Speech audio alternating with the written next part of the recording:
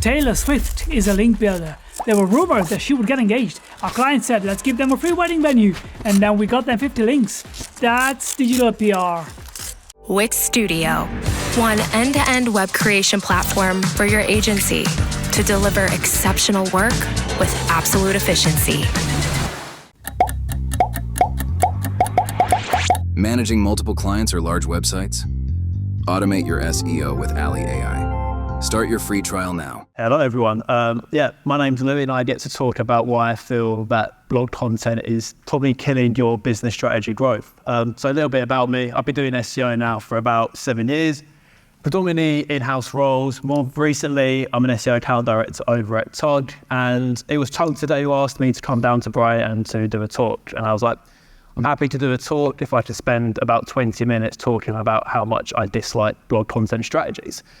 So they surprisingly said yes. So I get to spend the next 20 minutes talking about why I'm not a big fan of blogs and what I feel like you guys can be doing to sort of change your approach it. But I think before I go into the sort of theory, the strategy and the sort of results, I think it's just good to understand my perception of blog content in general. So whenever I just see the word blog or hear the word blog, I immediately just go back to the sort of 2000s sort of era where this is the sort of perception I see of it. I feel like it just belongs in an era of, MSN, LimeWire, MySpace, and Word. I think it's just the word to me that just really just triggers me a little bit. I'm just thinking this is the era that blogs were really at their sort of pinnacle. Obviously, for a lot of people who've been doing SEO for a year or two, just a quick history lesson. Now, the reason why blog was such a huge part of content strategies is that it was usually a very good way of boosting your sort of keyword rankings. This was back in the day where you could probably put a page out, stuff a load of keywords in the H1, every sentence underneath the sun, and very quickly you'd find that page ranking really well. It was also a really good way to get fresh content out. So again, this was back in an era where if you're pumping out regular content, Google was always crawling it. Google would automatically assume, this is a fresh site, surely we should be ranking them strongly. And lastly, it was a very good way to obviously get a lot of backlinks. Just as again, you can put a page out, get a lot of domains pointing to that blog post, and very quickly you would find your site, that page ranking really well there.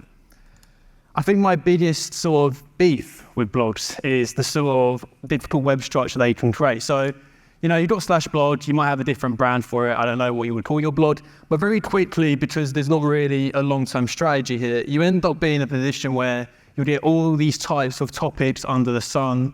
And very quickly, you're looking at a 300, 400, 500 page section of your website, and a half of it, after the last 6 months, you've probably got about 20 or so clicks. You've got just a huge part of your website that hasn't really got a coherent sort of strategy of what you actually want all that traffic to do there.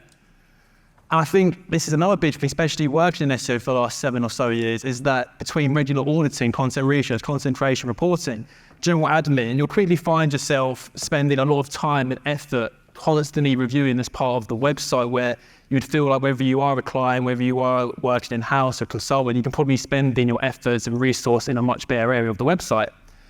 I think lastly with all of this, I think this is also another area that I really don't like, is where SEO people will like to report, we've got 8,000 odd users, but really only 65 of those users either went to a landing page or they did something desirable in that area. So I think very quickly, you're not really doing the best. You got all this traffic, you're not really doing a great job of trying to convert that traffic into a desirable business KPI there.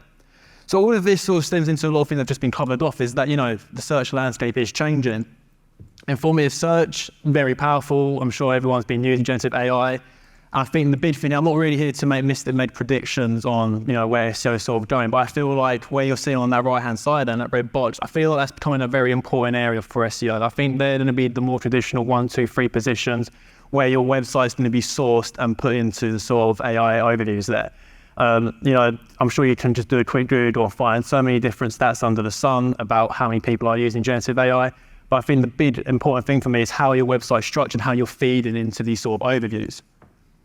Again, I'm not going to really talk too much about content updates, but most recently in orders, I think the big thing that I sort of wanted to highlight here is that bottom bit, is that, they're trying to show more content people find genuinely helpful as opposed to just content that feels like it was just made to perform on search. And I think that was a big fall for blogs where it was just making content for it to perform well on the search. As we've been covering off as well, the search landscape is getting incredibly competitive. You know, you're not just looking at what your competitors are doing on Google. You know, if they can't find the response they want, they can quickly go into any of these sort of platforms under the sun here and go elsewhere. I mean, I don't think traditional organic search is necessarily going away, but we are definitely in a spot now where, as we've sort of covered off, Google isn't going to be king for too long. There are so many different options, especially as ChatGPT starts to evolve, TikTok's trying to evolve their search algorithms, Reddit has been covered off in plenty of talks earlier today. So when I'm thinking about what I think is the sort of way blogs were compared to everything that I'm sort of seeing here, I just don't find them as compatible as they should be compared to, you know, the last 10 years.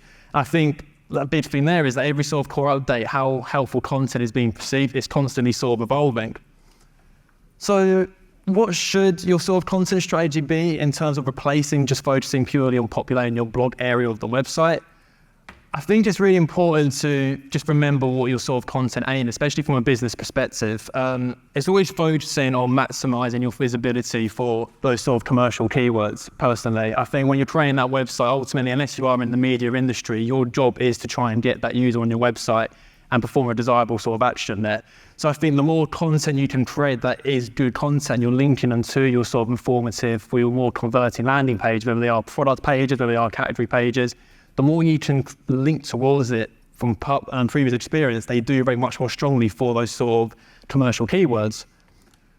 I think this is another big one, is definitely trying to associate your brand with helpful content. I think it's been really big. I've done a lot of work in-house now for the last 5 or so years. And I think you have to be working together with your marketing team and your sort of SEO team and your content team. Genuinely helpful content to me is king. And I think your branding and tone of voice, it needs to sort of be compatible with informative content. Again, you can call me sort of crazy here, but I feel like if you're working in an operated industry, I feel like you want to be seen as the sort of thought leader, that trusted expert, whatever industry that you're operating in there. And I think this is also a big one, is just remembering, you know, why SEO exists as an organic channel. So you're thinking about all these different types of user search intents underneath the sun. Ideally, you know, you want to focus on these types of users, or trying to focus on all of that. That's the desirable sort of user action there, you know, whether it's a purchase, whether, you know, you're looking to download, whether you're inquiring, signing up, or that just simple brand association.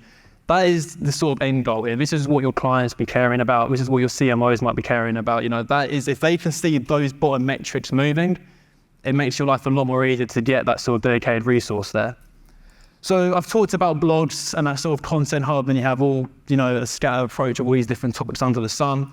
I'm more trying to focus on, if you have like a service or a product category, what you can sort of be doing here to try and make your website much more organized. I think something that I was told when I first started out in SEO was that, you know, it was a bit of a weird one at the time when I was told it, that you should be seeing your website as a garden. I've sort of applied it, and I think it does yield some really great results where, you know, you've got each sort of product category, you've got each sort of service key landing page, you're making content within that hub, you're linking it across the board to relevant pages. And I think it just long-term, you know, it keeps the website much more organized. I think the big one here as well is changing your perception of what blog content is. So these are just 3 examples I've looked at in the past. Competitors love targeting competitor keywords. I think it's a very smart way, especially if you know your product is a lot more superior, your service is superior, or parts of it is. I think there's a huge opportunity there to be targeting competitor keywords. Guides, I like guides. I hate hearing the word blogs. I prefer guides content. I think it makes it much more focused on what you're trying to do. And as I sort of mentioned, I think it's all about making sure the user, and more importantly, search engines, do see you as a trusted resource. So the more you can do that sort of guided content, especially if that topic is relevant to your business, I think you will come out strong with each update.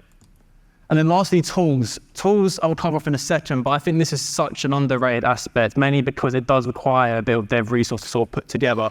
But if you are operating in an industry, or your client is in an industry where they can create sort of calculators, database comparison tools that are very relevant, you'll be surprised by the amount of search volume people are searching when they are looking for just a very quick calculator or a quick comparison tool. It's a huge market that's pretty untapped, and I think it does get a bit underrated and goes under the radar just because it does take a bit of time to do that.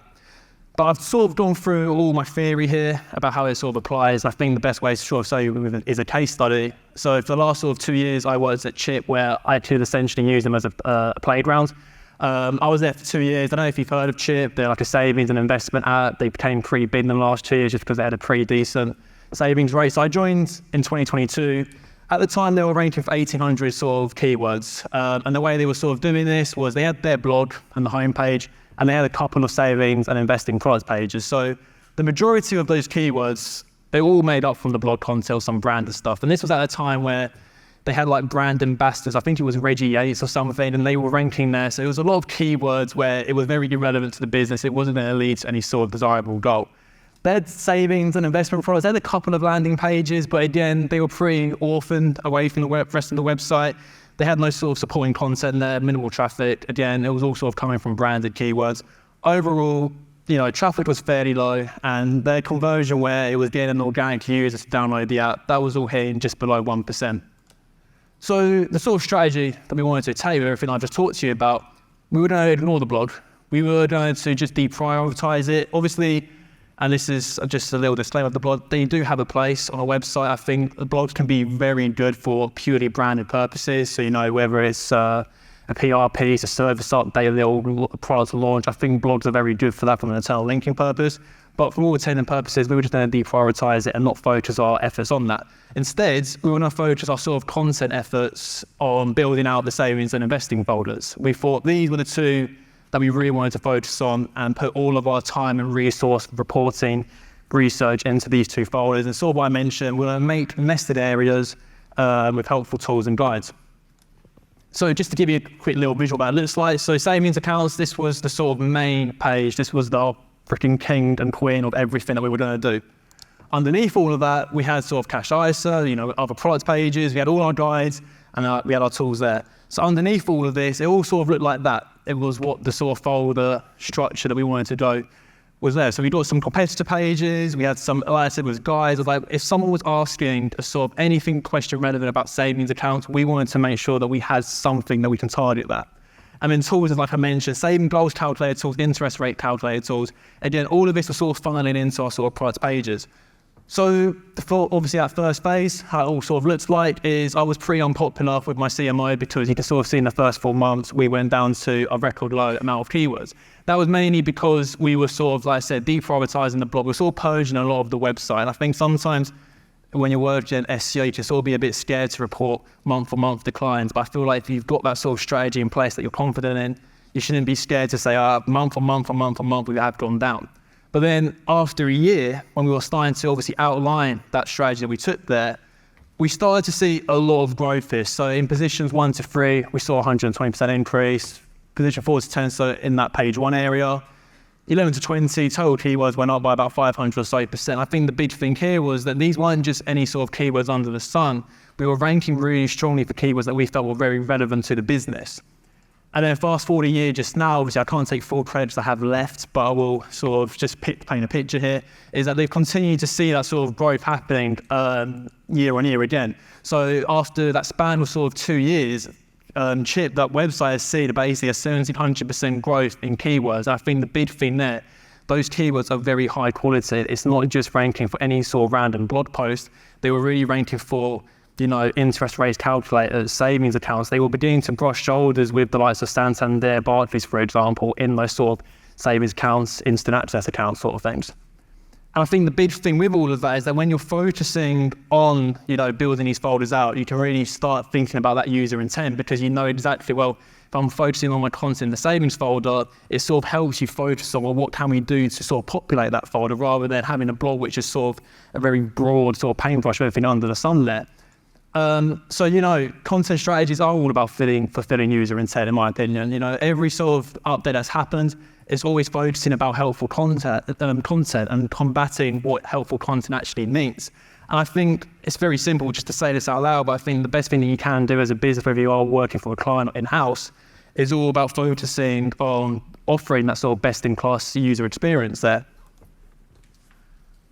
Another sort of big thing here, I think I came to a talk back in April for brightonSEO, and I thought someone said to sort of move away from user intent. To me, I think user intent is incredibly important. I think it gives you a really good sort of structure and framework of how you should be approaching building out your website.